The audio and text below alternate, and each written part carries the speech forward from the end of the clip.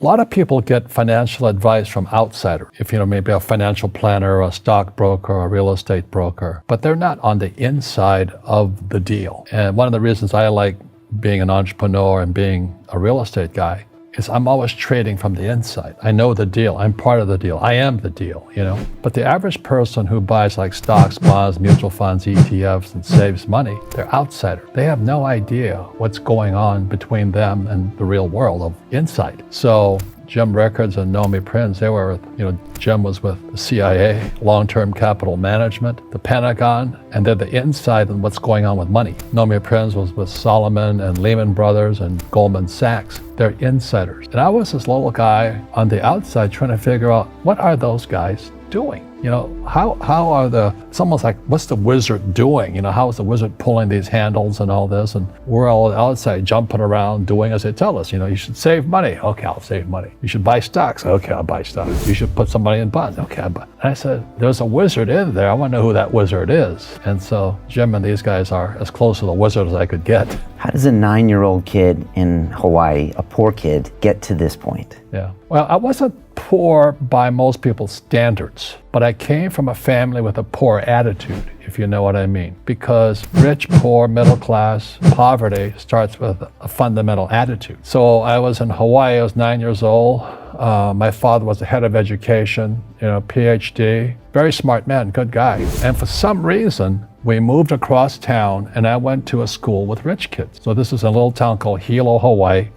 That's not on the map anywhere, but it is. It's a sugar plantation town. So when I was 9 years old, I moved to this rich kid's school. And suddenly I realized I was poor because it's relative, as Einstein, it's all relative. And my classmates were mostly white guys. And I was one of the few Asians in the class. And these guys, their fathers owned the banks, they owned the plantations, they owned the car dealerships, they owned the meat packing company, they owned the ranches. And I'm going, how come my dad doesn't own that? So I remember raising my hand when I was 9 years old, talking to my fourth grade teacher, and I said, when am I going to learn about money? And she was this woman who should have retired 50 years earlier. She was so sick and tired of kids by this time. She says, the love of money is the root of all evil. And I said, what am I, in Sunday school? And I was this punky little 9-year-old kid. And she says, we don't teach money at school. I said, why not? And she couldn't answer me. And she got very flustered. She said, sit down, take your seat. And then I got curious. I said, why don't we learn about money? She says, go ask your father. He's my boss. So my father was the head of education, PhD, all that stuff. I go home and ask him, I said, why don't we learn about money in school?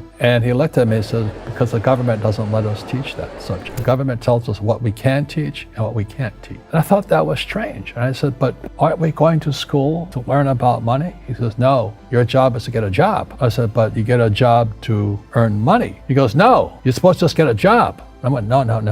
Isn't the purpose of a job to earn money? He goes, you're correct. I said, so why don't I just learn about money? I can skip the job part, And he got flustered and he said, look, and my father was, for Japanese, very tall, 6'4", and imposing man, good guy. But he says, if you want to learn about money, why don't you ask your best friend's father about money? And I said, why? That's Mike. So I asked him. He says, because Mike's father is an entrepreneur. And I said, what are you? He says, I'm an employee. I'm a government employee. And I went, oh, what's the difference? He says, the difference is an entrepreneur must know about money, or they're no longer entrepreneurs. And he says an employee doesn't have to know anything about money because the government will take care of them, the company will take care of them. So I'm all confused. But I took my dad's advice and I trundled over to Mike's father's office and knocked on his door, and I said, hey, I'm here, 9 years old, teach me about money. He says, beat it, kid, But that's where the story of Rich Dad, Poor Dad started. And finally, through persistence, my rich dad started teaching me about money on one condition, and that condition was he would never pay me. He says, the moment I pay you, you think like an employee. He says, that's the trap. Entrepreneurs work for free. And now I'm 9 years old, my head's cracking in half. He says, you never want a paycheck. You understand that, kid? Okay, I got it. And he says, well, how do I make money? He says, that's what entrepreneurs figure out. It's a cat, which comes first, a cat or the cat chasing its tail. And I said, so how do I learn about money? So he would just break out a Monopoly game board. So I would work for free. I'd pick up cigarette butts, and he had hotels and restaurants, and I would clean and do menial tasks. And as I got older, I started getting into office work and marketing and accounting, and I was an apprentice basically. but I always worked for free. And he would teach me about money. But the way he taught me about money was playing Monopoly. And finally one day I got upset. I said, well, when are you going to teach me about money? He says, what do you think we're doing? We're playing Monopoly. He goes, no. What do you think we're doing? We're playing Monopoly. He says, what do you think we're doing? So I don't know. I'm teaching you about money. And then that's when, you have one greenhouse. He says, there's many formulas for great success in money. There's thousands of them. But one of the best ones found on the game of Monopoly. Still is today. 4 greenhouses, 1 red hotel. I said, what? He says, one of the greatest ways to acquire great wealth is playing Monopoly in real life. 4 greenhouses, 1 red hotel. Well, is that all there is? He goes, and he says, what do you think I'm doing? And I went, I don't know. So then he took me out and he showed me his greenhouses. And 10 years later, when I was 19, I was now in school in New York, and I come back to Hawaii, and Rich Dad had bought the biggest piece of land smack dab in the middle of Waikiki Beach. And when you go to Waikiki Beach today, you'll see the Hyatt Regency Hotel. That was his hotel. Just like the game of Monopoly. Just like the game of Monopoly. Acquired assets and they became bigger assets. He just kept what's called an assemblage, because that property wasn't that big at the time. So he had to buy out all the small guys, because Waikiki was a little dirt water little town. So he'd buy out this shop owner and buy that shop owner. And it took him a while, but he finally assembled this large piece of property. And then he and Hyatt put up this giant hotel. It just sold for $800 million. So that's how I learned about money. And that's because he refused to accept a paycheck. He says that the moment you accept a paycheck, your brain goes dead. You just got paid. He says, as long as you're hungry, you'll think. And he was a great, great teacher. So today when people ask me what I do, they know me as the author of Rich Dad, Poor Dad. I just say I play Monopoly. So I own greenhouses, I own big hotels, I own oil wells, golf courses, businesses. I'm just playing Monopoly. That's all I do.